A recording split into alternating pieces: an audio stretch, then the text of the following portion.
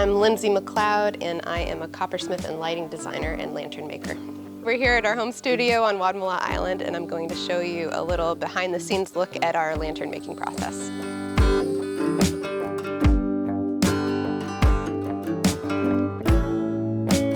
So these are two English-style lanterns going to a home downtown, and this one is going to be a post mount, that one is going to be a hanging light, and they get these little decorative cornice pieces on each corner.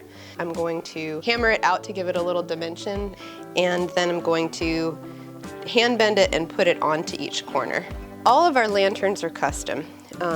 Typically what we do for lanterns is we will go to a person's home and we will take in the architecture, take a look at the place where they need the lantern, and try to design something that looks like it was made for the home. This has been a very busy year for lanterns. Sometimes it's anywhere between 5 to maybe 10.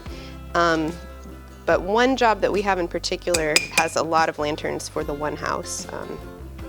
Over 20 lanterns for the one house. So this is flux, and I'm just fluxing the copper. Wherever the flux is, the solder will go to it and bond to the copper. You don't have enough hands, you can kind of pre-solder a piece and then hold it, and your solder will already be there.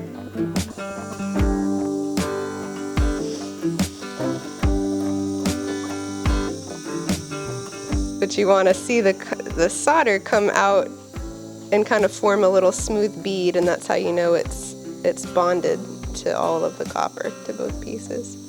There's probably about 80 hours in a light start to finish like this, including some of the design work. They're pretty labor intensive when we do it this way, because we do everything by hand.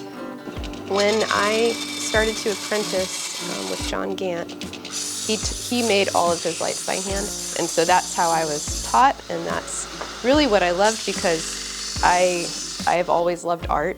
I've always wanted to be an artist, and so I really felt a connection when I learned that trade that way,